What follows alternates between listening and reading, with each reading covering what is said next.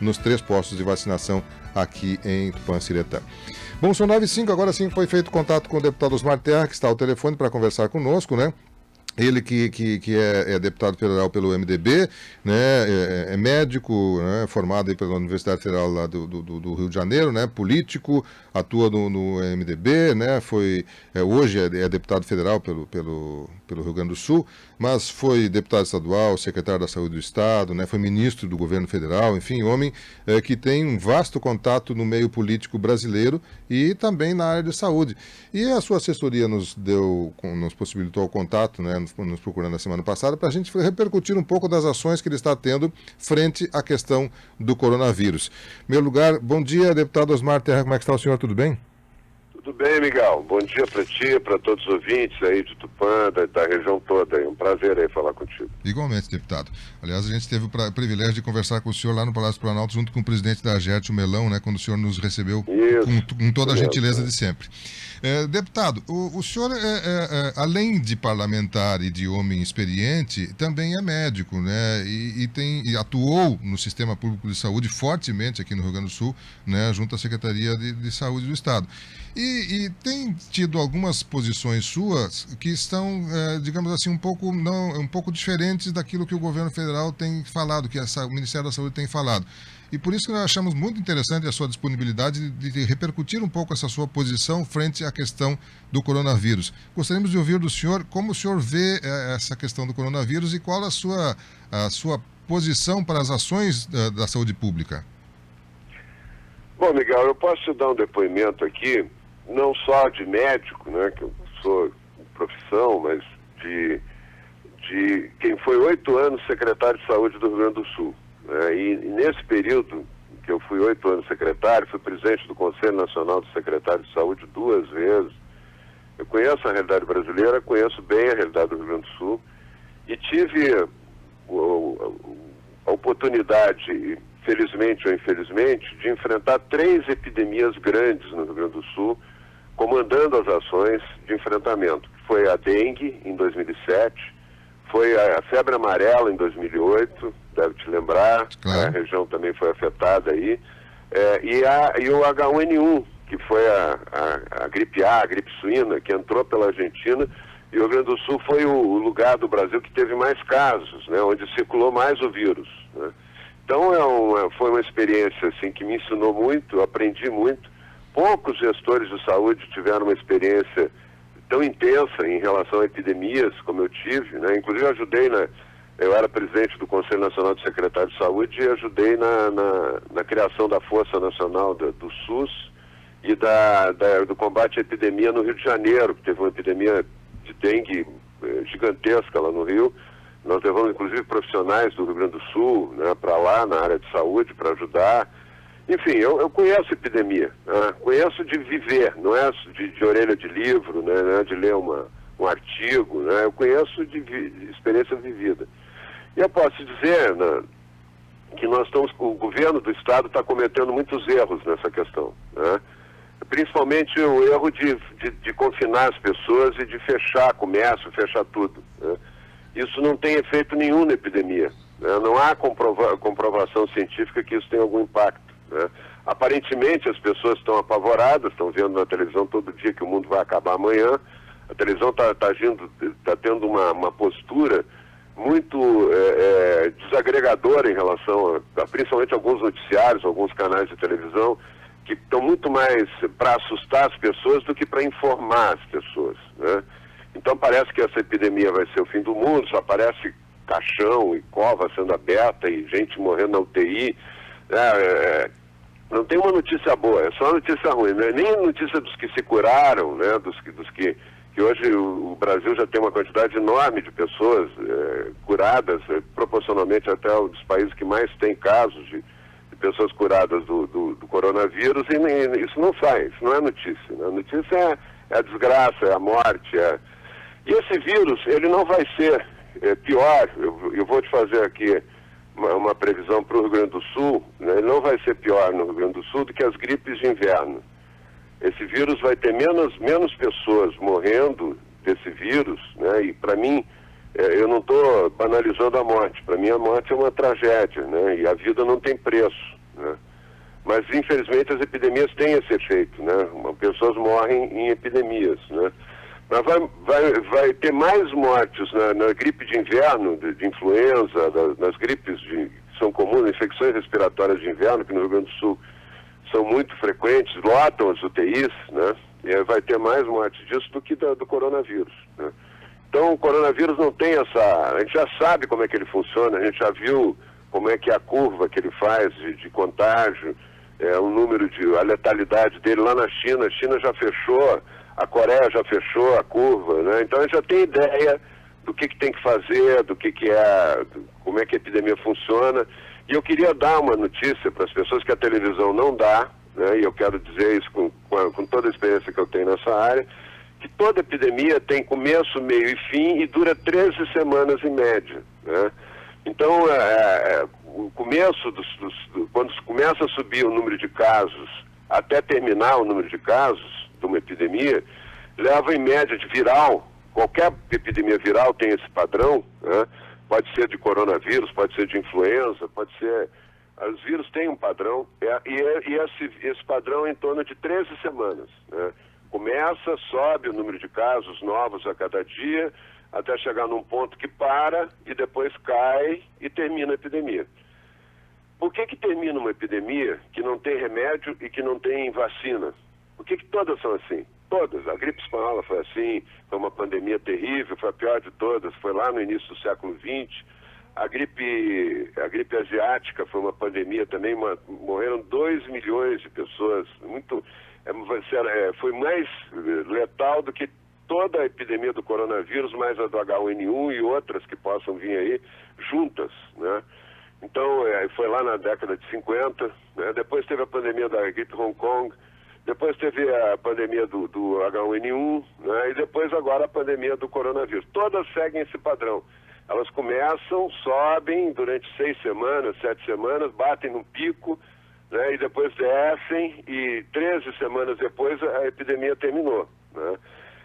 No Brasil não vai ser diferente. Nós estamos hoje, essa semana é a semana que chega no máximo, no pico, né? No maior número de casos, e depois dos quais só vai diminuir. Então, a partir da semana que vem, deve começar a cair o número de casos, mais, até no final de maio terminar a epidemia.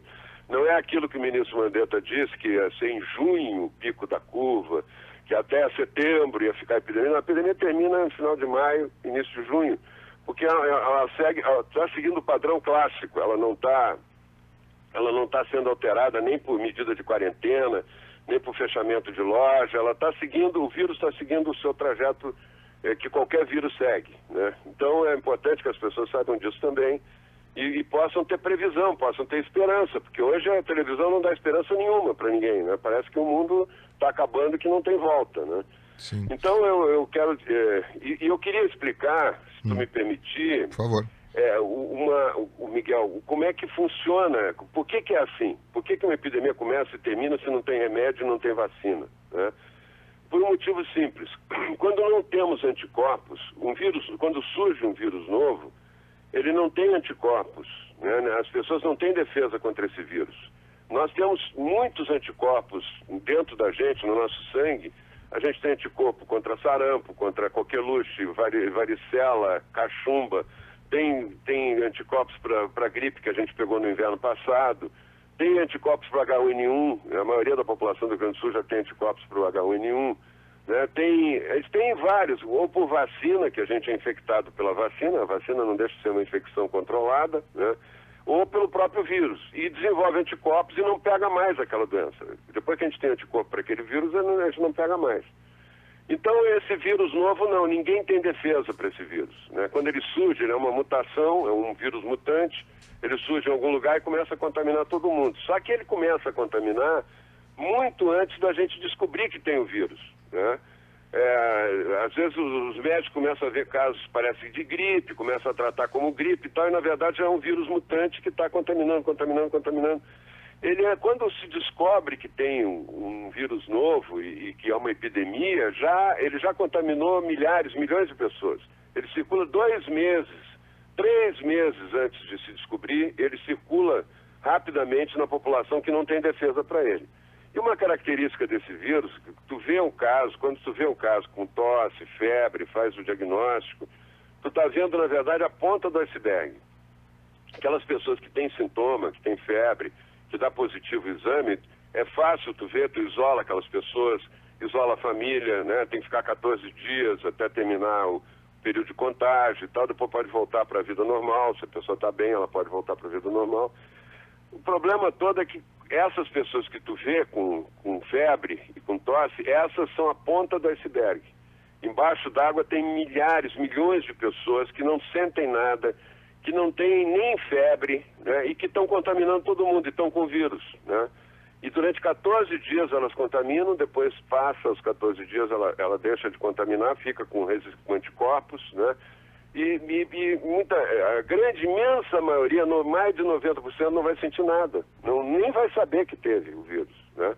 Só vai saber depois, se tu fizer um exame sorológico e tal, e ver que tu tem anticorpos para aquele vírus. Significa que tu foi infectado pelo vírus, né? Bom, essa massa grande de pessoas que não sentem nada é que faz a epidemia ter velocidade. Se fosse só aqueles casos que tu enxerga, que tem tosse, tem febre e tal, era fácil isolar e terminar com a epidemia em poucos dias. Como a grande maioria, chega a 99% das pessoas não terem nenhum sintoma, essas pessoas estão atravessando o mundo levando o vírus, né? Por isso que um vírus que começa lá no interior da China, há 4 meses atrás, já tomou conta do mundo todo, já está no mundo todo, né? Porque ele é levado pelas pessoas assintomáticas, que a gente chama, as pessoas que não têm sintoma, né? E ele se espalha. Ele se espalha antes por exemplo, no Brasil já estava circulando muito tempo antes de ter o primeiro caso comprovado, né? O carnaval foi um grande fator de expansão do vírus, né? Ali, se quisessem, os governadores estão tão preocupados em prevenir, eles teriam que ter proibido o carnaval, adiado a data do carnaval, botado o carnaval para outra data, né? Mas naquele momento que o vírus já estava circulando, tu juntar milhões de pessoas nas ruas do Rio de Janeiro, milhões de pessoas nas ruas de São Paulo, além de todo o comércio que tem de gente que vem da China, que vem da Itália, fazer compra, comercializar, turismo. Além disso tudo, né, tem esse fator de expansão enorme. Por isso que a epidemia está tão forte no Rio e São Paulo, né? Porque ali o vírus se expandiu, ali o vírus está circulando muito mais do que em qualquer outro lugar do Brasil, né?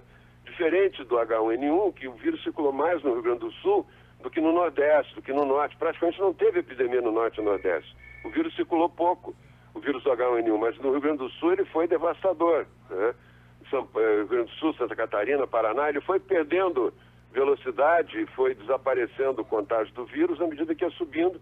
Quando chegou no Nordeste, aliás, no Sudeste mesmo, só São Paulo que foi muito afetado, o resto não teve quase epidemia do H1N1, né? Sim. Então nós estamos diante de uma realidade, o vírus vai subindo o número de casos todo dia, vai aumentando, até o momento que para, e depois começa a cair o número de casos. Por que para? Porque mais da metade da população inteira, olha, eu vou repetir, mais da metade da população inteira da região que está tendo epidemia, não é o caso de Tupã, não é o caso do interior do Rio Grande do Sul, está mais localizado na região de Porto Alegre, isso, né, em alguns lugares ali, Santa Maria, um pouco, ali em Pelotas, as cidades maiores, né? Certo. Quando mais de 50% da população daquela região que está ocorrendo a epidemia é contaminada, tem anticorpos, ela bloqueia a progressão do vírus. Ela diminui a velocidade de contágio do vírus e o vírus vai contaminando menos gente, porque bate naquelas pessoas que já têm anticorpos e morre, né? Então ele não consegue chegar rapidamente em quem não tem anticorpo. Perfeito. Isso faz com que a curva caia, o número de casos diminui a cada dia. Quando chega no final, termina. Quando termina a epidemia dessa, 70% a 80% das pessoas já foram contaminadas pelo vírus, já têm anticorpos para o vírus. Certo. Isso é que faz a epidemia parar. Por isso que uma epidemia que não tem remédio, não tem vacina, ela termina, ela começa, sobe, aumenta muito o número de casos, depois cai e termina. É assim que terminam as epidemias. Todas. Assim terminou a gripe espanhola, assim terminou que matou 50 milhões de pessoas em 1919, assim terminou a epidemia a pandemia da gripe asiática, que matou 2 milhões, né? Assim terminou a epidemia do H1N1, que chegou ali perto de entre 250 e 500 mil pessoas que morreram no mundo, né? e assim vai terminar essa do coronavírus também, que não vai ser muito maior do que a do H1N1. Então é importante as pessoas saberem disso, porque isso tem previsão. Nós, essa semana, estamos chegando no pico da curva do Brasil. Uma boa notícia para o Rio Grande do Sul é que o pico da curva do Rio Grande do Sul, o máximo da curva do Rio Grande do Sul já passou. Provavelmente ficou ali na primeira semana de abril. Sim. Então está caindo o número de casos onde tem epidemia, porque a grande maioria dos municípios gaúchos não tem nada, nunca circulou o vírus. Então não foi fechar o comércio, proibir as aulas e tal, que praticamente está quebrando todo o comércio no interior do estado, está dando um desemprego em massa, né, no Rio Grande do Sul, no Brasil, mas no Rio Grande do Sul não é diferente. Não é isso que fez diminuir o número de casos. Não tinha vírus circulando antes. É diferente do Rio e São Paulo, é diferente de Fortaleza. Fortaleza tem 3 voos semanais diretos para Milão. Milão foi o epicentro da epidemia, foi o lugar que mais circulou vírus na Europa, né? Então é diferente, o vírus veio pelos turistas, toda semana 3 voos diários, 300 pessoas entrando e saindo de Fortaleza direto de Milão. Isso causou uma circulação grande do vírus, né? Manaus é a Zona Franca. Um amigo meu estava falando que ele esteve num hotel lá, eu já tive em hotéis em Manaus, com mais da metade do hotel só chinês, né? O pessoal que está negociando com a Zona Franca, compra, venda, até compraram empresas na Zona Franca. Então circula muito mais o vírus, né, nesses lugares do que circulou no sul do Brasil. Fortaleza sozinha, a capital do Ceará sozinha, tem mais casos de coronavírus que o Paraná inteiro, mais a Santa Catarina inteira e mais o Rio Grande do Sul inteiro. Se somar os 3 estados do sul, tem menos casos do que Fortaleza, a capital do Ceará, sozinha, por causa desses voos diretos que tem com Milão, né? Então não há circulação grande do vírus no Rio Grande do Sul, e nos lugares que há circulação, o pico já chegou no pico, já está no máximo, só está diminuindo o número de casos desde a primeira semana de abril.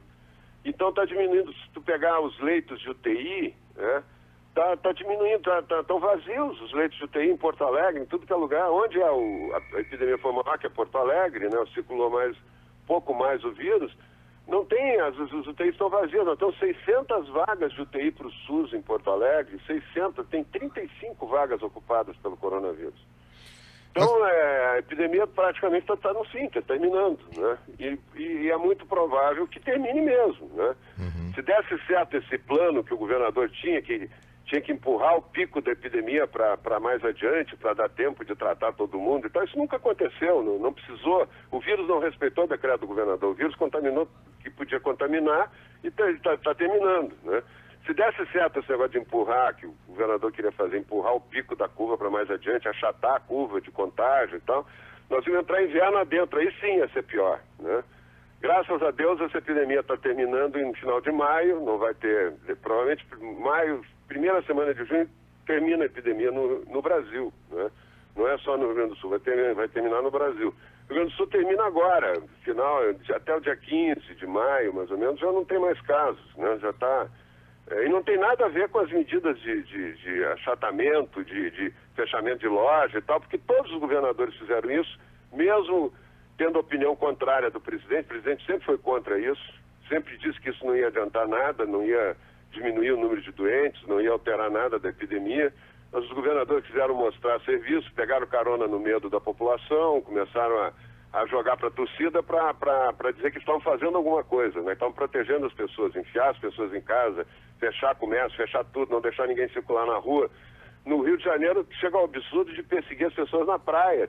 O cara caminhando sozinho na praia, não tem risco nenhum de contágio, nem de contaminar, nem de ser contaminado. A polícia atrás prendendo o sujeito. Ontem prenderam a filha do deputado, a mulher e a filha do deputado, que são nadadores, são campeões de natação, estavam treinando, se preparando para quando tiver a Olimpíada de novo, né? O deputado Luiz Lima, que foi medalhista olímpico, só a mulher dele e a filha na praia nadando, quando elas voltaram para a areia, a polícia prendeu. Isso é um absurdo, isso não tem sentido nenhum, né? É uma violência, e estão soltando os bandidos, porque os bandidos não podem se contaminar na prisão, então estão soltando os bandidos. Quer dizer, é completamente maluco esse negócio, esse troço não tem lógica, E é uma tentativa de mostrar serviço por parte dos governadores que não tem impacto nenhum, não reduz um caso. Ver São Paulo prendendo as pessoas que estão na praça. Outro dia eu vi uma cena, uma mulher sendo presa porque estava sentada sozinha no banco da praça. Isso não tem menor cabimento. E São Paulo está lá em cima, o número de casos. O que adiantou? Não adiantou nada, né? No Brasil, os casos subiram sem achatamento de curva, sem nada, foram lá para cima. E agora vão começar a cair. Isso é o caminho natural, sem fechar comércio, sem trancar as pessoas em casa. O resultado é o mesmo. Mas as pessoas fechadas em casa se protegem mais do vírus. Isso é uma ilusão que a imprensa está criando, que alguns profissionais, alguns governadores estão criando, que as pessoas fechadas em casa não se contaminam. Esse vírus já está circulando há muito tempo, minha gente. Esse vírus já tem a probabilidade de ter uma pessoa portadora do vírus na maioria das famílias, sem sentir nada, é muito grande. Se tu fechar em casa, vai acontecer o que aconteceu na Itália. Quando fechou toda a população da Itália, estado de sítio, fechou todo mundo em casa, em vez de diminuir o número de casos, aumentou, triplicou o número de casos em 12 dias. Por quê? Se estava todo mundo em casa, não tinha ninguém na rua. Porque eu já tinha os portadores assintomáticos em casa, eles ficaram fechados 24 horas, com o vovô, com a vovó, com o papai, com a mamãe, contaminado todo mundo. O contágio não é... Hoje, se tu quiser, basta tu ir no supermercado que tu te contamina. Se tu não tomar medidas de proteção, tu vai no supermercado e te contamina. Por que tu não pode deixar de ir no supermercado? Tem que comer, né? Tem que comprar comida. Então, tu tem que tomar medidas de proteção. O pessoal do supermercado também, usar máscara, usar proteção, lavar a mão. Cada latinha daquelas que tu pega para olhar no supermercado, ela tem, 40 pessoas já pegaram naquela latinha. O contágio do vírus é muito mais pela mão, né, do que pelas gotículas diretas de saliva, né? Então, tu pega a gotícula de saliva com a mão, bota a mão em algum lugar, o vírus fica ali, até alguém tocar e ele contamina. Entendeu? Então, se tu tomar medidas de higienização no supermercado, com máscara, as pessoas tomarem cuidado, lavarem as mãos depois que pegam nas latinhas, né? E depois se tu tomar a mesma medida de proteção e de higienização na loja da rua principal de Tupanciretã, no restaurante de Tupanciretã, passar álcool gel cada vez que uma pessoa senta para comer, mantém distância de 1,5 m, o balconista, o garçom usar máscara. Isso é suficiente para evitar o contágio. Não precisa quebrar o comércio, não precisa quebrar tudo. No H1N1 nós não deixamos fechar uma loja, não deixamos fechar um bar, né? Aliás, fechamos escolas e depois nos arrependemos, porque nós vimos que aumentava o contágio. As crianças fora da escola se contaminam muito mais fácil do que dentro da escola. Se elas estão bem orientadas, se elas estão tomando medidas de higienização, lavando as mãos, passando álcool gel, dentro da escola, um professor supervisionando, o risco de contágio é muito menor do que ele brincando na rua, na praça, na casa dos amigos. Ele se contamina muito mais, né? Deputado? Então, nós temos que proteger o grupo de risco, as pessoas idosas, as pessoas que têm doença crônica e as pessoas que têm deficiência mental, física mais grave, que não conseguem se locomover. Essas pessoas têm que estar protegidas, né? Essas pessoas têm que estar com quarentena realmente rigorosa, né? Os defensores E tem a pessoa que lida com elas, e aí eu vou deixar uma sugestão até para o prefeito aí, né? Porque está muito demorado. O Ministério teve tempo de comprar testes desde janeiro, que já sabia que vinha epidemia, e está faltando teste, né? O teste é muito importante. Quem lida com idoso, quem está em contato com idoso em casa, tem que testar para ver se... E o ideal é que teste toda semana, faça um teste para ver se tem o vírus. Quem lida com idoso em asilo de idosos, né? A população dos asilos, ela é muito vulnerável, né? Ela é sim de risco. Ela, se pegar o vírus, ela tem uma chance bem maior de ter um problema mais grave. Não quer dizer que todos vão ter, mas a chance é maior. Sim. Então tem que testar todo mundo, isolar as pessoas que estão... Numa empresa, por exemplo, pegar os funcionários, fazer um teste semanal com os funcionários. Aqueles que apresentarem positivo, deixa em casa 14 dias. Depois pode voltar para trabalhar sem problema. Alguns países fizeram isso, né, deputado? Né? Isso é muito mais eficiente do que enfiar as pessoas em casa sem critério nenhum. Fica em casa, fica em casa, fica em casa. Não adianta, as pessoas se contaminam igual, né? As pessoas que defendem a primeira cidade que morreu uma pessoa na Itália chama-se Vô Eugênio. É uma cidadezinha lá do norte da Itália, do Vêneto. Tinha 3.300 habitantes. Eles fizeram um teste, nos 3.300 habitantes. Quando morreu o primeiro caso da Itália, a primeira pessoa, eles fecharam a cidade, fizeram uma quarentena de 14 dias. Isolaram todo mundo, o exército na rua, foi a primeira experiência de quarentena rigorosa da Itália. E aí testaram todo mundo no primeiro dia, a população topou testar, testaram todo mundo. Deu 89 casos em 3.300 pessoas, tinham 89 pessoas portadoras sem sintomas. Que não sentiam nada e estavam portando vírus e estavam transmitindo. Aí fecharam toda a população em casa, 14 dias depois testaram de novo, já tinha 542 pessoas positivas. Então não adianta fechar em casa, minha gente, não adianta. As pessoas, ao ar livre, às vezes se a pessoa puder caminhar em volta de casa com distância das outras pessoas, ela tem menos chance de pegar o vírus que ficar fechada dentro de casa. Então são noções básicas de duração da epidemia, noções básicas de contágio, coisas mínimas que estão sendo atropeladas por uma série de medidas que não têm base científica, que não têm critério, que são baseadas em estudos lá da Inglaterra, que também estão com premissas erradas, que influenciaram governantes, né? Influenciaram o Trump, influenciaram a Angela Merkel e tal, e levaram eles a fazer uma quarentena que não funcionou, tu vê pelo número de vítimas que tem nesses países. Deputado... E os países que melhor trabalharam Sim. com isso são os países da Ásia, Coreia, Taiwan, Singapura, Japão, a própria China. A China fechou só uma província, o resto da China continuou funcionando normal. Depois abriu, agora toda a China está funcionando normal. As pessoas que defendem, deputado, nenhum caso sim. fechado. O Rio Grande do Sul, 420 municípios, não tem nenhum caso. As pessoas que defendem... O senhor está me ouvindo, deputado? Oi? Em Tupã não temos nenhum caso confirmado, né? Só casos suspeitos. O comércio todo fechado. Exatamente. Tudo quebrando. As pessoas que defendem o isolamento social e argumentam de que, diferente da H1N1, que uns dizem que... Eu não sei se H1N1 foi pandemia ou epidemia? Pandemia. Foi pandemia. O problema certo. da pandemia, as pessoas se preocupam muito com as palavras. A pandemia não quer dizer nada. A pandemia é quando uma epidemia se replica em vários lugares do mundo ao mesmo tempo. Certo. Isso epidemia é pandemia, não é que ela seja pior do que epidemia. Certo. É uma epidemia igual às outras. Né? O que os defensores do isolamento social argumentam de que, diferente do H1N1, o H1N1 teve, muito próximo do surgimento da epidemia aqui junto a nós, o Tamiflu, que foi uma medicação que amenizou os problemas do H1N1. Argumentam nesse sentido. E que o Covid-19 é mais agressivo e não tem nenhum medicamento até agora. Como é que o senhor interpreta essa argumentação? Eu posso te dizer porque eu lidei com isso. Eu tive que arrumar o Tamiflu na época. Né? O Tamiflu não cura vírus nenhum. Né? O Tamiflu não tem efeito nenhum. Ele diminui os sintomas. Ele é uma medicação sintomática só. Ele não tira o vírus. A pessoa que está tomando Tamiflu não deixa de contaminar outras. Né? Ele só alivia sintomas, é isso só. Mas ele salva algumas vidas. Nessa epidemia atual, não tem um Tamiflu, né, para aliviar sintomas, as pessoas usam outros medicamentos para aliviar sintomas, e não tem, agora está sendo testado o hidroxicloroquina com azitromicina, que parece ter um bom efeito, então tem que testar. Quando não tem remédio nenhum, nós temos que ver os que têm mais chance de causar algum efeito, tem que testar. É isso que está acontecendo, as pessoas autorizam, é uma coisa experimental, não passa por aqueles trâmites todos da Anvisa, que leva 2 anos. E daqui a 2 anos não precisa, vai ser outra epidemia se tiver, entendeu? Não vai ser mais essa aí. Então, o hidroxicloroquina com azitromicina, e alguns lugares do mundo, principalmente lá nos Estados Unidos, eles estão testando esses antirretrovirais que usam para AIDS, né?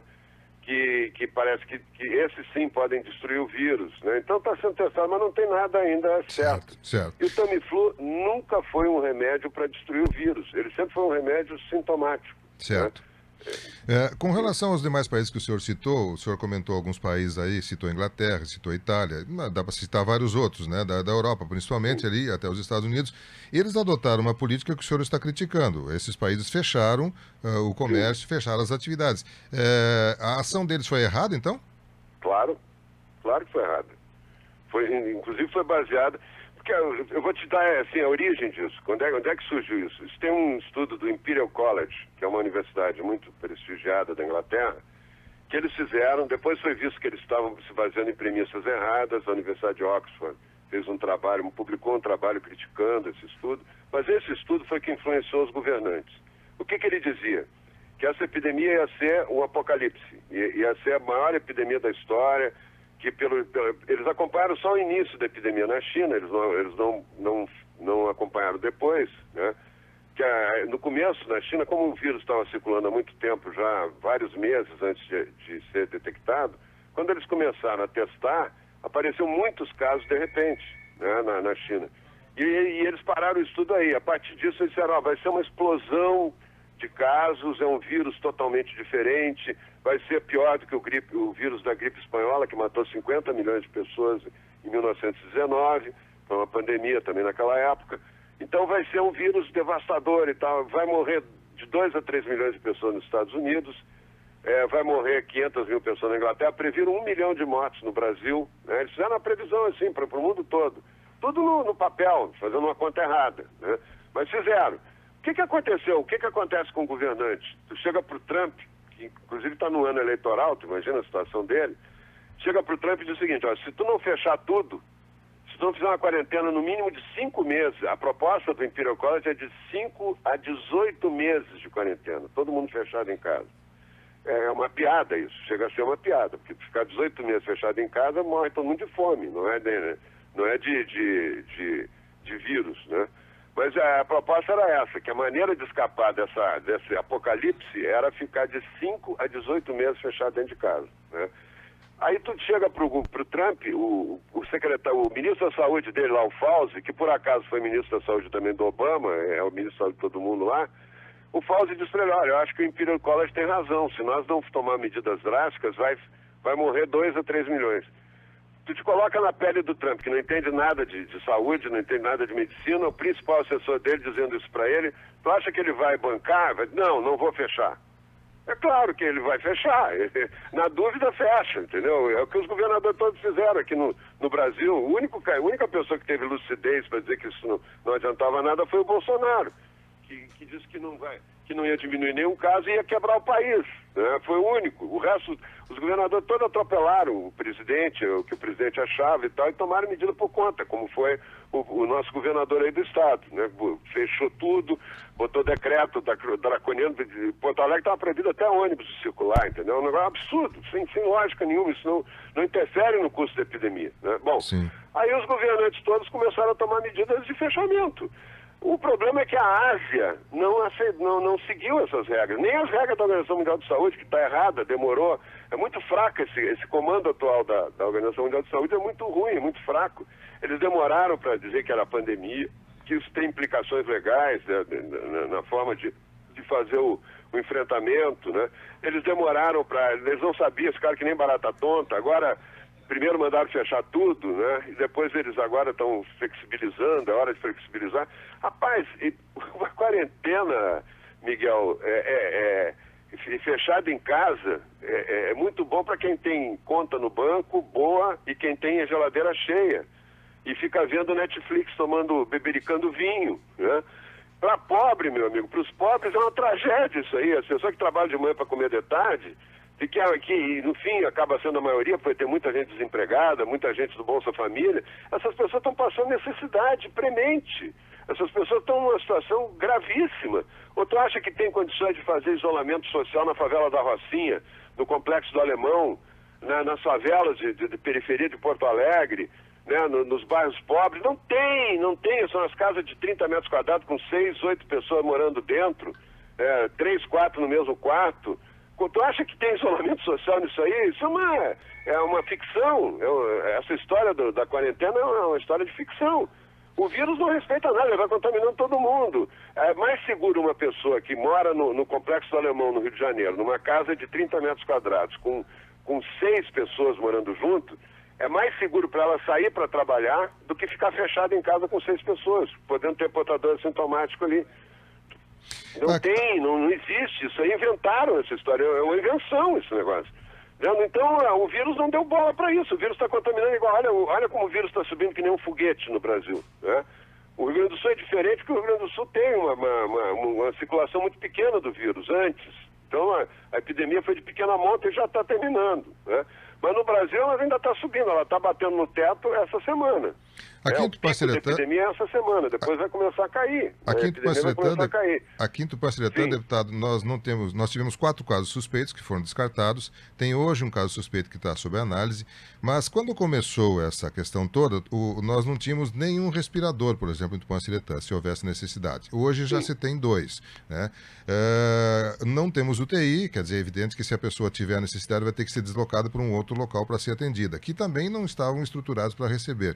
O argumento de quem defende que essa quarentena era fundamental é de que esse tempo era necessário para que Tupanciretã, Júlio de Castilhos, Cacequi e Santa Maria se preparassem para as pessoas que vão precisar estar na UTI, como é o caso que aconteceu em Manaus, no Rio de Janeiro, que estão todas ocupadas as UTIs, o senhor já comentou isso também, está superlotado lá, eles chamam de colapso do sistema, que não tem mais como receber pessoas. Não foi importante esse período para que Tupanciretã, Júlio de Castilhos e Santa Maria se preparasse para ter os casos que vão ter aqui? Não circulou o vírus aí, esse é que é o problema. Não tem vírus. Tem 420 municípios que não tem nenhum caso no Rio Grande do Sul. Não tem vírus, o vírus não chegou, não é que ele não circulou, é que ele foi bloqueado pela quarentena, ele não apareceu aí. É diferente, quando o H1N1 infestou o Rio Grande do Sul, mesmo dentro do Rio Grande do Sul, tiveram lugares que não teve vírus. Teve pouquíssimo vírus, a Zona Sul, pelo menos, não teve. Sabe onde é que se concentraram os vírus? Né? As cidades que teve mais casos, foi na rota dos caminhoneiros que vêm da Argentina, passam pelo centro do estado, passam pela região de Porto Alegre e sobem para o centro do país. O litoral não teve quase nada, a Zona Sul não teve quase nada. Quem ficou fora dessa rota não teve. O vírus não circulou, não é porque fizeram quarentena, o vírus não circulou, entendeu? Nunca houve risco de ter epidemia aí, entendeu? E outra coisa, tu pode ter um respirador em Tupanciretã, tu pode ter 2 respiradores. O problema é que tu manter uma UTI, uma estrutura de UTI, que é mais sofisticada, que é grande e tal, precisa ter, são cidades polos, não vai ter em todas as cidades do Rio Grande do Sul uma UTI, né? É claro que até Tupã caberia, né, como cidade que pode ser polo de uma micro-região, não tem problema. Mas a maioria das cidades do Rio Grande do Sul são cidades de 10 mil habitantes para baixo. Não tem necessidade de ter, tem que ter uma cidade perto que tenha, né? Não faltou leito de UTI no Rio Grande do Sul, não foi por causa da quarentena, porque não circulou o vírus. A maior prova foi a Universidade de Pelotas. A Universidade de Pelotas fez um teste, ela fez tipo uma pesquisa de eleitoral, ela pegou um grupo de pessoas no Rio Grande do Sul, aleatório, e pesquisou o sangue para ver a circulação do vírus. Que, como eu estou dizendo, se tem muito portador assintomático, e a maioria da população contaminada sempre vai ser assintomática, tu tinha que ter uma ideia, tu pesquisando o sangue de pessoas que não sentiram nada, aleatoriamente, tu vai ter ideia da circulação do vírus. Sabe quantas pessoas deu positivo no Rio Grande do Sul? 0,05%. É quase nada isso aí. É quase nada. Não circulou o vírus. Entendeu? Esse é que é o problema. O vírus, não teve motivo para circular o vírus. O H1N1 teve porque veio da Argentina e entrou pelo Rio Grande do Sul no Brasil. O Rio de Janeiro, a Bahia não teve nenhum caso no período do H1N1. Né? Não foi porque o governador fez alguma coisa, porque não circulou o vírus lá. Hoje tu tem 12 estados brasileiros que tem muito menos casos que o Rio Grande do Sul. Tocantins tem 33 casos e tem uma morte em Tocantins. 33 casos, uma morte. Tu acha que o governador de Tocantins está tomando medidas mais inteligentes e mais rigorosas do que o governador do Rio Grande do Sul? Está fechando menos? Não, ele fechou tudo, como o Rio Grande do Sul fechou. Por que não teve mais casos? Porque não tem vírus.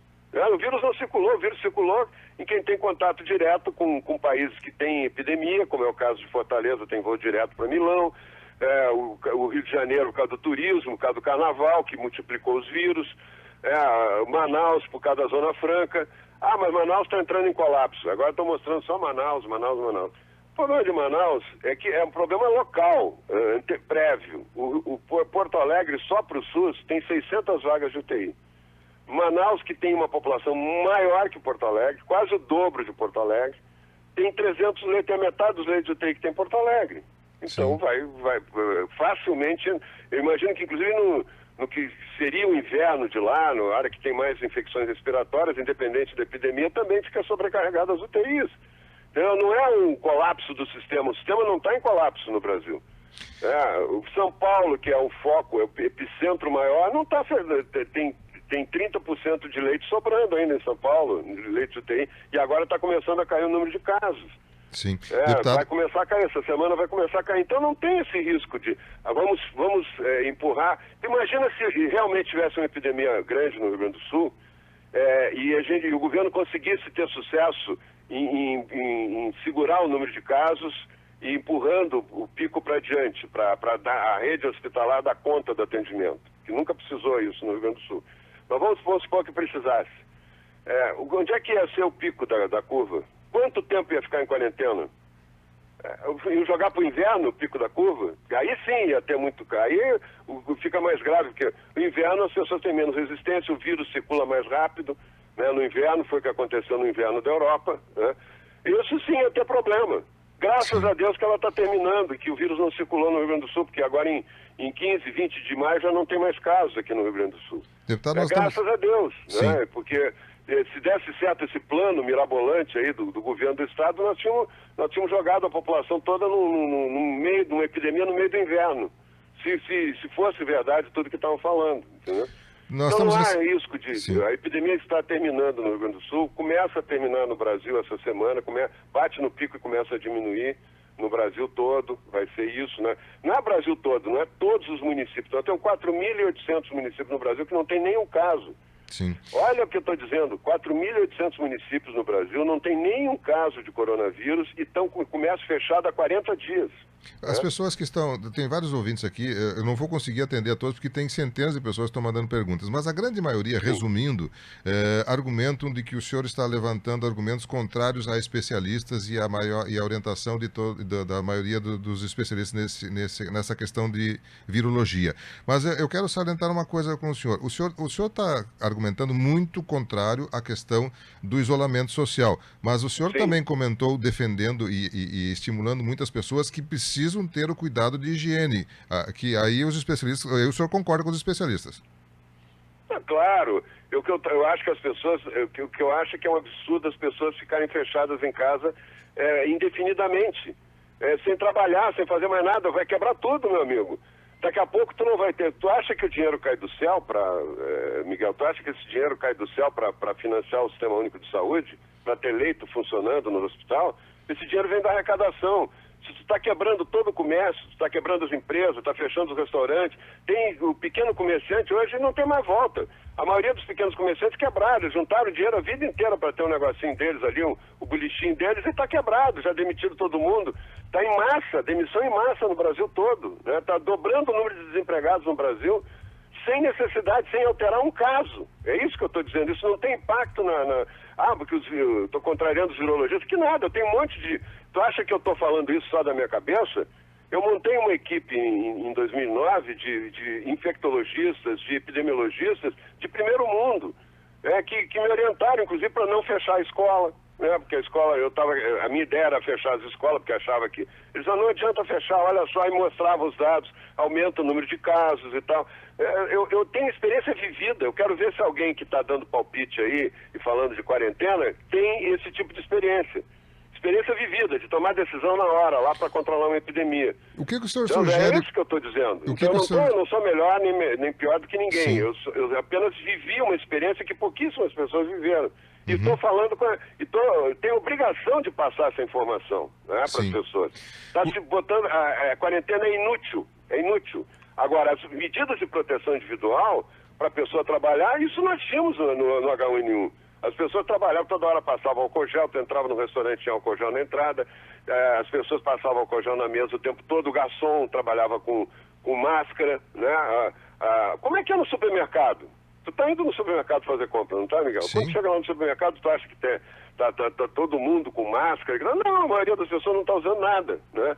E o risco de contágio é o mesmo que seria aliás, é maior até, porque tem mais gente no supermercado para comprar comida hoje do que se tivesse uma loja aberta na rua principal de Tupanciretã, tomando todas as medidas de higiene, a balconista usando máscara, guardando distância de 1,5 metro, um vidro protegendo quem trabalha no caixa ali para não sair saliva da pessoa que está falando com eles para cima deles.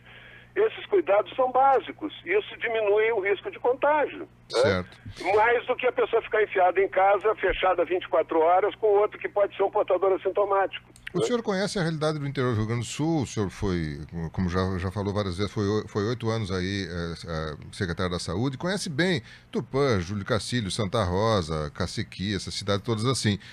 Que sugestão o senhor dá para o cidadão se proteger e evitar a possibilidade dele ser contaminado ou contaminar alguém com o Covid-19? Bom, a primeira coisa que eu preciso dizer para toda a população de Tupã-Seretã e todo mundo que está nos ouvindo é que 70%, 80% das pessoas serão contaminadas. Senão a epidemia não para. A epidemia só para quando tiver esse percentual de pessoas contaminadas. Isso não quer dizer que as pessoas vão todas morrer, todas vão para a UTI, não é isso. Mais de 99% das pessoas que tiverem contato com o vírus e forem contaminadas pelo vírus, elas não vão sentir nada, vão sentir no máximo uma dorzinha de cabeça, nem febre. 90% dessas pessoas não vão ter nem febrezinha, nada. Né? O que vai acontecer é que menos de 1% dessas pessoas vão ter febre, tosse, vão ser diagnosticadas como portadoras do vírus. Essas pessoas, dessas pessoas, 10% vai ter uma forma mais grave da doença, que vai precisar até ir para a UTI. E desses que vão para a UTI, metade deles vão se curar, mais da metade vai se curar, e um pessoal tão pequeno não vai resistir. Isso é esse o quadro que eu posso dizer da epidemia. Então, é muito provável que a maioria das pessoas acabe se contaminando e não vai sentir nada. O que nós temos que preservar é o grupo de risco, aqueles que se contaminarem vão ter formas graves. A gente já sabe que as pessoas com mais de 60 anos que forem contaminadas vão ter um risco maior de ter um problema mais grave. Essas pessoas têm que estar em isolamento mesmo, né? Eu vou te dar, é tão importante isso, Miguel, que eu tô te dizendo, da imunidade, da resistência das pessoas, que no H1N1 aconteceu um fato muito curioso, que ninguém conseguia explicar. Não tinha um idoso na UTI, não tinha um idoso internado com H1N1, nada. E eles são os mais frágeis, são eles que sofrem mais no inverno, tem até aquele ditado popular que o idoso que passar do mês de agosto vive mais um ano, né? Sim.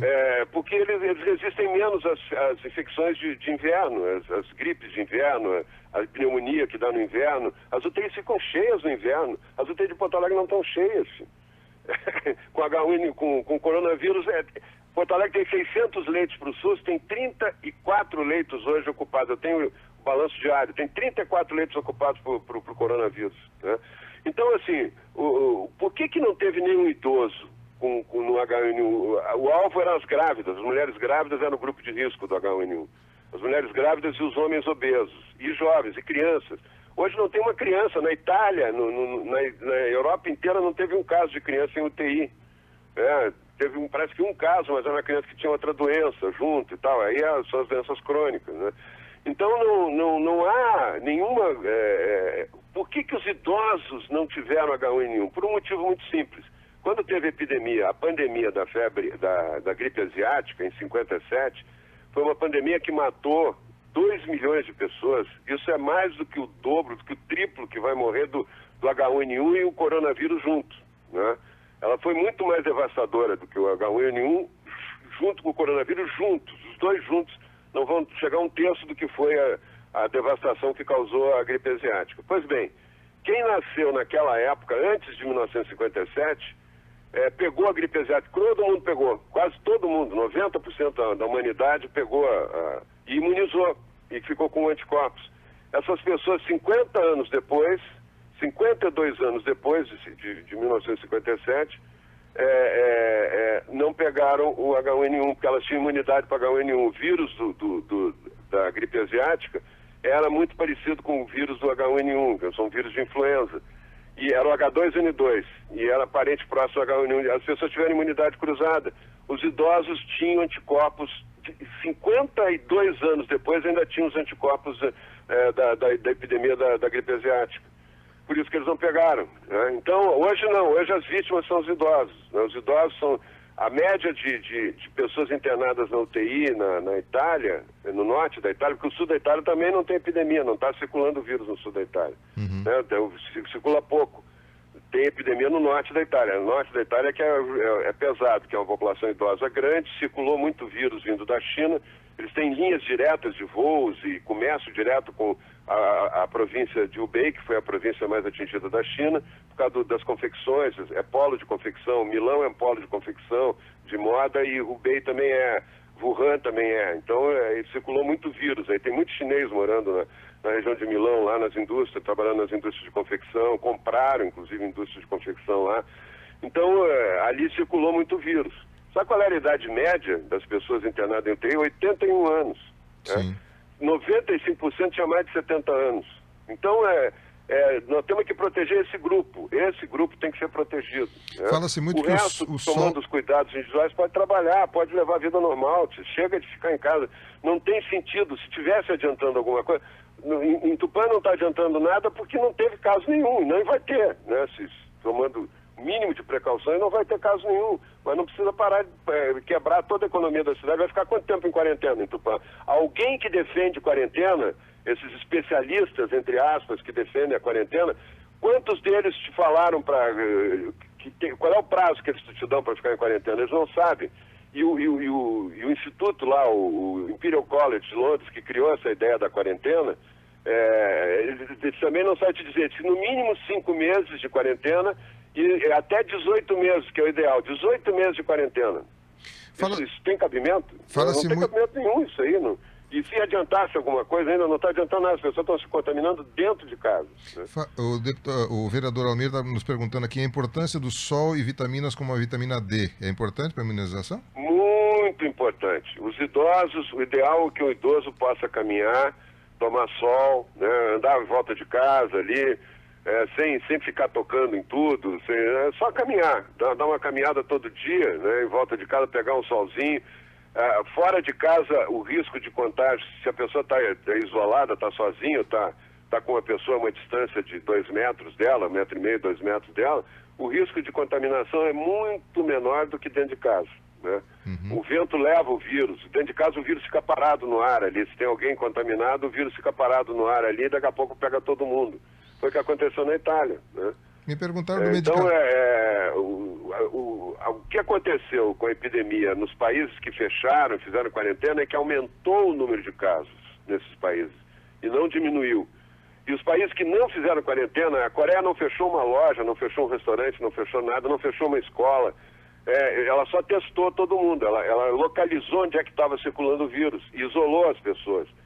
A Coreia que teve o melhor resultado do mundo, né? Mortalidade baixíssima, já terminou a epidemia lá, a China também já terminou a epidemia, o Japão ainda está com uns problemas em Tóquio, mas o Japão tem uma mortalidade muito baixa, Singapura, Taiwan, ninguém fechou nada. Qual foi a fórmula de sucesso desses asiáticos, deputado? É muito superior à Alemanha, à Inglaterra, aos Estados Unidos, proporcionalmente. Né? Eu vou te dar um exemplo um país adiantado, que todo mundo respeita muito, eu também respeito, que é o Canadá. O Canadá hoje, fechou tudo, fez uma política burra, fechou tudo, as pessoas não podem nem andar na rua, quase. As praças estão proibidas, tudo fechado no Canadá, há mais de 50 dias, tudo fechado. Sabe quantos mortos por milhão de habitantes tem o Canadá? 50 mortos por milhão de habitantes. Morreram 50 pessoas para cada milhão de habitantes do Canadá. Sabe quantos mortos por habitantes tem no Brasil? 11. É a 5ª parte quase do Canadá, né?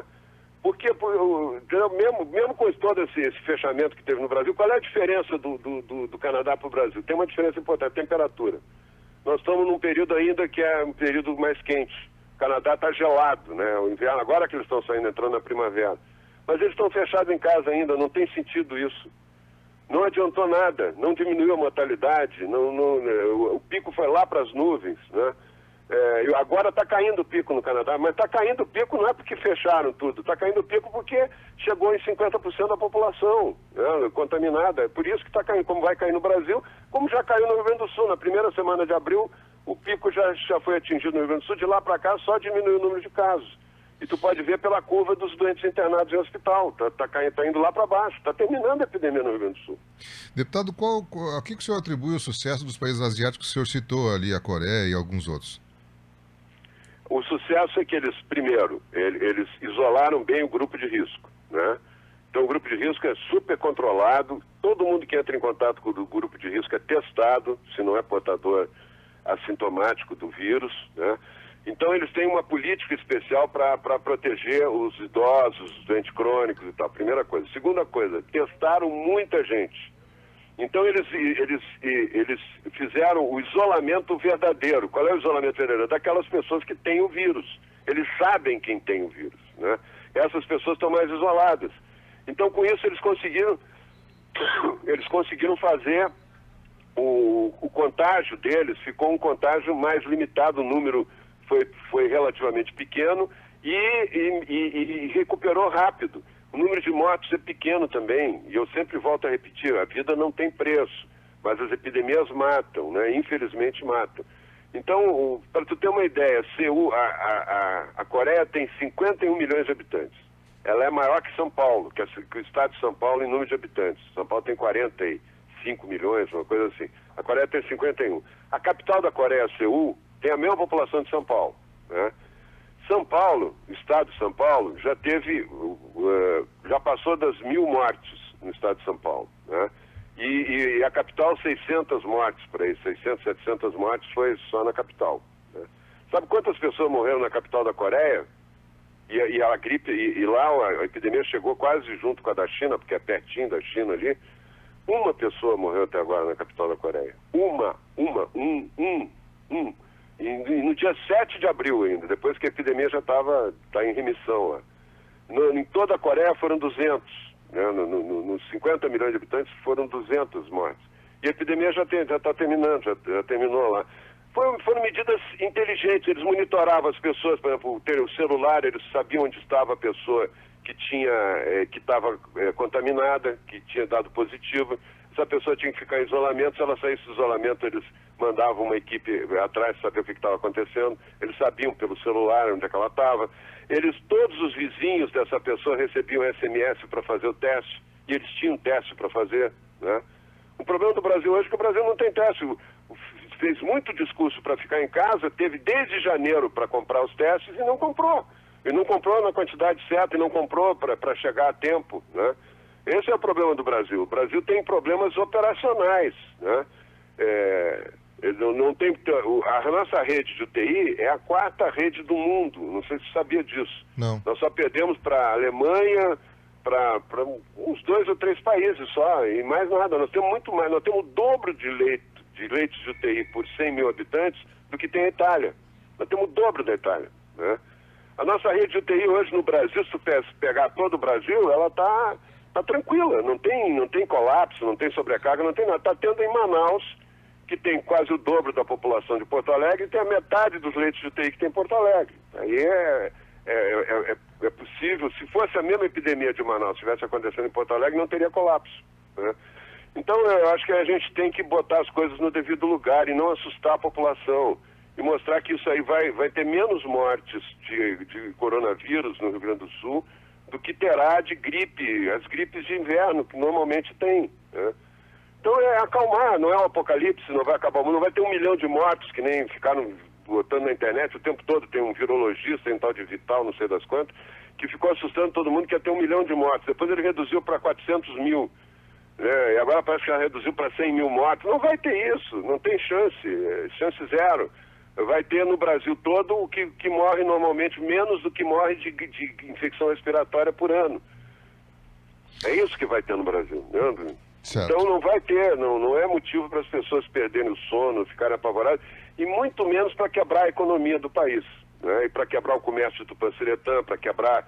Isso é um absurdo, não tem base científica nenhuma, se basearam no estudo do Imperial College, todo mundo foi feito manada, todo mundo começou a fazer, copiar os governos da Europa e tal, e não teve resultado nenhum, é um desastre o resultado da Europa. É um desastre perto do resultado da Ásia. A Ásia deu de 10-0.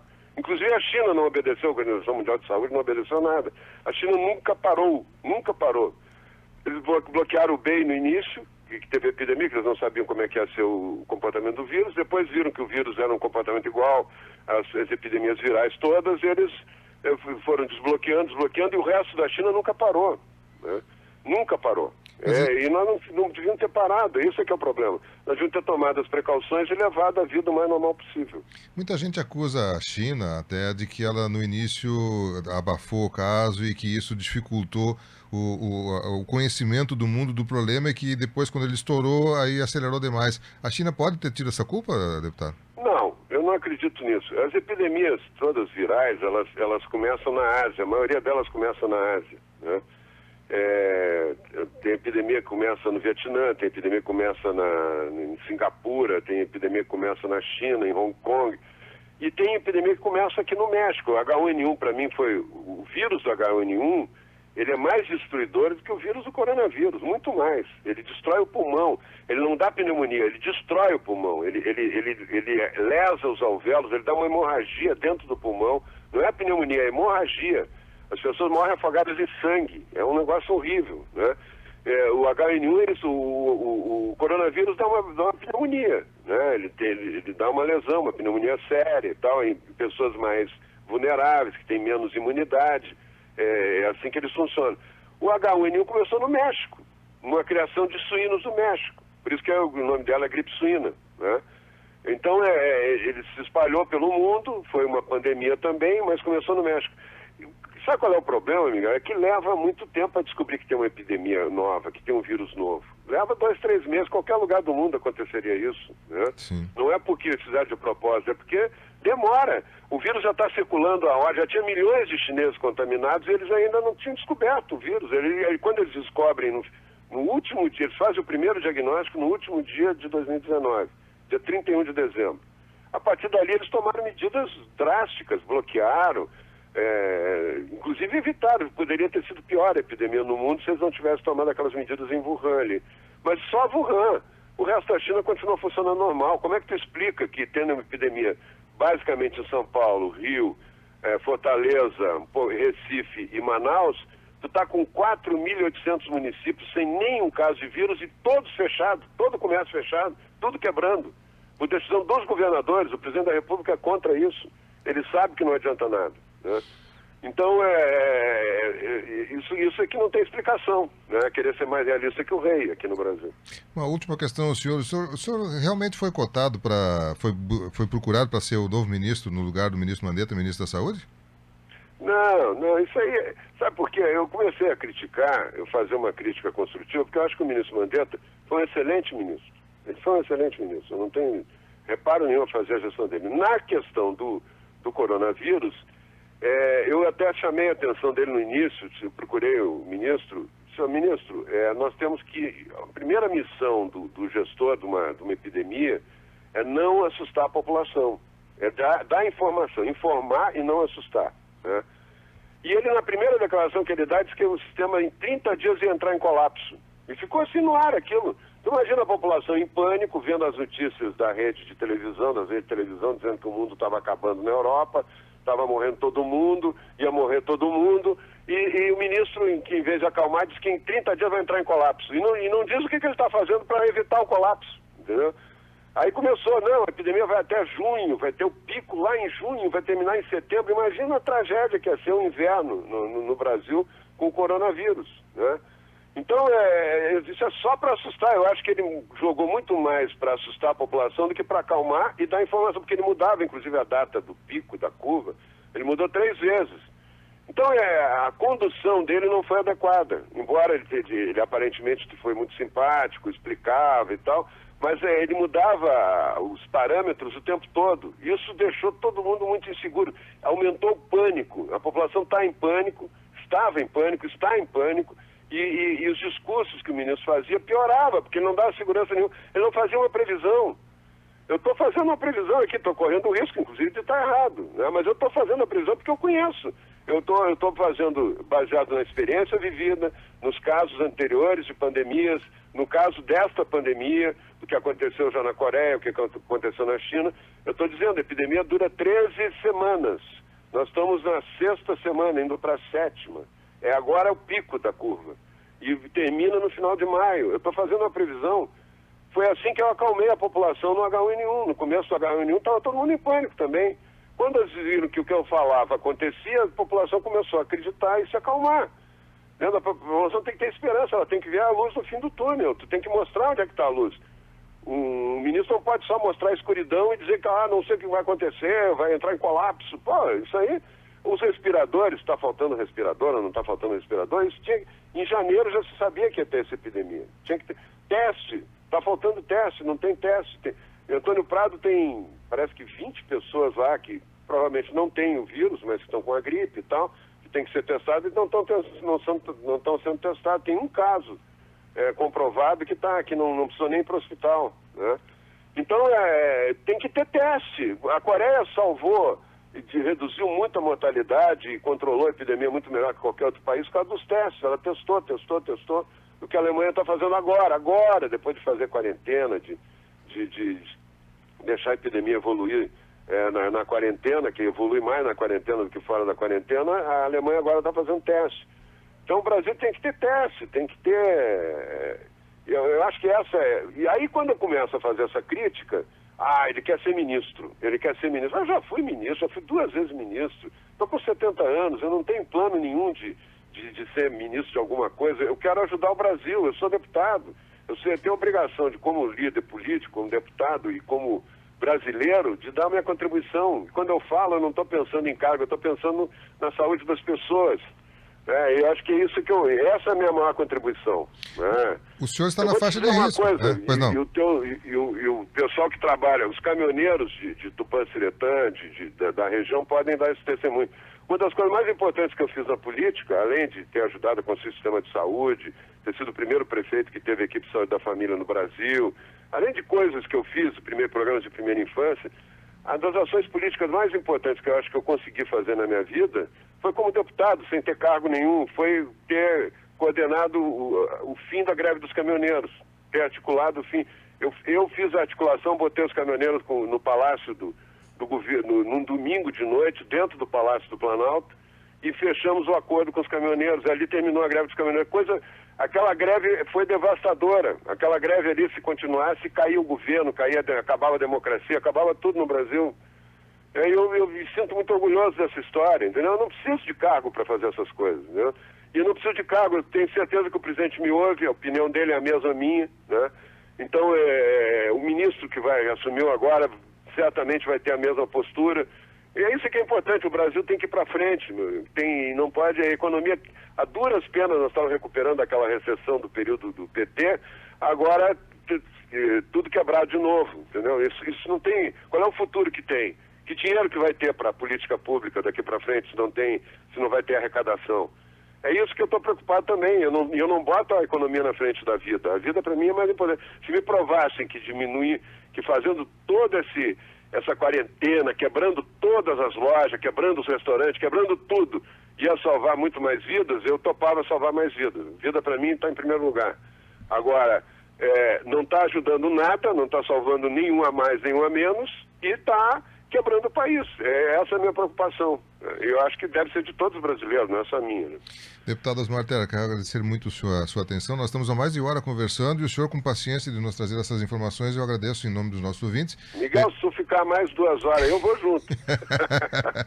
Tá bem. Uma última pergunta. O senhor está na faixa de risco. Como é que o senhor está se comportando? Como é que o senhor está agindo no dia a dia? Olha, Miguel, eu sou faixa de risco, eu tenho 70 anos, né? Eu tô em isolamento em casa, né? Mas eu saio, eu vou no supermercado, até porque eu estou sozinho, minha família está no exterior, eu vou ao supermercado, compro a comida, faço uma caminhada todo dia no sol aqui na quadra, estou em Brasília, né? Na quadra aqui em volta do edifício, caminho normalmente, mantenho distância das pessoas, nem máscara eu uso. Se tivesse contato com muita gente ao mesmo tempo, eu usaria máscara, né? E de vez em quando, eu vou lá na Câmara quando tem a discussão sobre o coronavírus, a comissão do coronavírus, eu vou lá dar a minha opinião, né?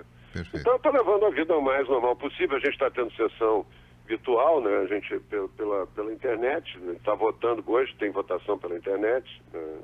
Na Câmara, então a vida está seguindo, né? Tá bem. Saúde para o senhor e prosperidade para todos nós, deputado.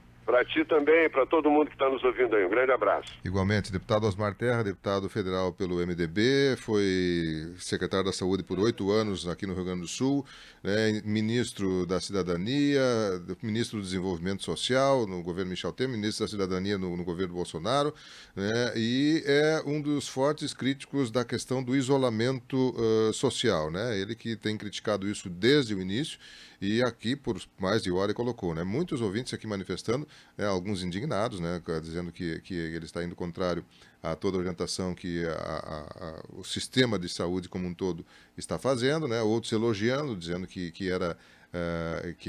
essa opinião é importante e que é preciso também levar em consideração essas questões específicas aqui do Brasil. Mas, enfim, um tema bastante polêmico que o deputado tem tido uma posição bem firme com relação a isso, né? Bom, a Regina Lopes aqui diz, espero que você esteja certo, porque o vírus pode estar em qualquer lugar, né? A opinião que o pessoal está dando aqui assim, né? O Cléo do Correio colocou que assim, se não tivesse o controle dos governantes e prefeitos, a periferia seria o maior ponto, a proliferação seria maior no seu ponto de vista, né? A Iracema perguntou aqui no medicamento Anita, né, que a gente chegou a levantar, mas o deputado não chegou a comentar. A Marili Pereira diz que o vírus não entendeu ainda que o vírus vai chegar aqui, diz a Marilina, ela está dizendo que vai, né? Miguel, agradece o compartilhamento do conhecimento desse brasileiro, por nós sempre precisamos pensar diferente, né? O José Domingos aqui colocando. O José Batista Culau, excelente entrevista, tenho ouvido vários infectologistas e a maioria fala que nem o Osmar, só vai parar quando a maioria adquirir anticorpos e parar de transmitir, né? O cuidado sempre é bom. Isso o deputado salientou bastante, que ele está em isolamento, inclusive, né? A Isabel Brum, né, agradeceu, que Deus ilumine a todos aqui. Deixa eu ver quem é mais aqui que está junto conosco, né? Teve país que sabe de onde veio a gripe, mas no Brasil já está a transmissão comunitária, não se sabe de onde vem, né? São algumas repercussões, né? A Rosane Pizzuti também está aqui repercutindo, o Cinedir Aguiar, a Marineira Silva, né? Nós não sabemos mais o que fazer, se ficamos em casa ou se saímos, né? Marineira, essa dúvida é mundial, né? A Isabela Brum, em nossa cidade não tivemos quarentena, tivemos uma parada. Nós tivemos alguns dias que houve restrição de funcionamento do comércio, mas depois o funcionamento basicamente em todas as atividades, desde que com alguns cuidados, né? Que o deputado, inclusive, reforçou que deve ser feito, né? A Marineida Silva também aqui nos cumprimentando, né? E tem mais ouvintes aqui que estão na nossa live trazendo várias informações. O vereador Claudemir Cordeiro dos Santos, 99% do que ele falou não vai dar nenhuma febrezinha, né? Vocês acreditam nesse cara? Manaus e São Paulo está entupido de pessoas doentes e morrendo, né? Foi o que a gente comentou aqui, vereador, e ele, o deputado comentou de que seriam pontuais em virtude de questões específicas de Fortaleza. Ele citou Fortaleza, Manaus, Rio de Janeiro e São Paulo, que seriam casos diferenciados pelo contato com o exterior. Cris Marques, né? Não acho certo abrir as escolas porque as crianças ficam muito perto na sala. O problema não são as crianças em si, mas sim os seus pais que têm que andar por tudo por aí e para poder trabalhar, diz a Cris Marques, né? Flores. A Santa Cacilhos, só mais um deputado que a vida dos outros não tem valor. Ele é médico em que área, né? Criticou a Santa Cacilhos aqui, né? Regina Lopes, quanta bobagem vinda de um médico. Meu Deus, se estamos reduzindo os casos, é graças ao isolamento social. Discurso igual ao do presidente, lamentável. Bom dia a todos. É a opinião da Regina, ela aqui contrária, né?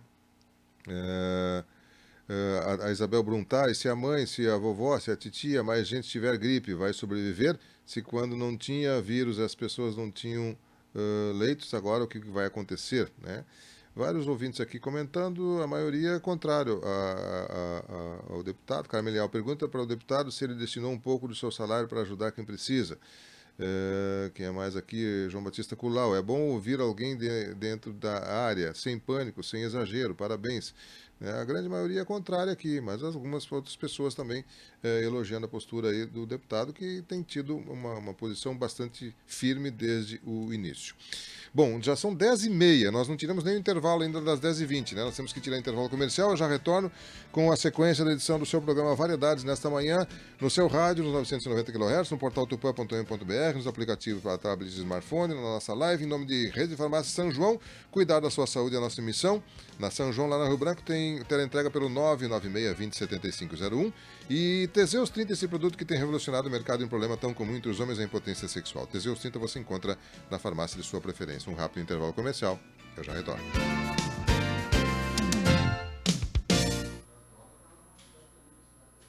Fique na nossa. Fique com a Rádio Tupã. Primavera, verão, outono, inverno são destaques do tempo pra gente saber que tudo tem seu tempo certo. Onde acontecer, olha o tempo. Apoio de Riedel Máquinas Agrícolas. Riedel Máquinas Agrícolas, concessionária Stara para Tupã-Sretã e região. Fone 32 72 22 54 e 32 72 36 99. Nosso contato junto à Atmosfera Meteorologia com o Ricardo Renck, que nos traz informações. Em nome de Riedel Máquinas Agrícolas, sua concessionária Stara, evolução constante, Stara em nossa região é com Riedel Máquinas. O que teremos nessa quarta-feira, Ricardo? O que você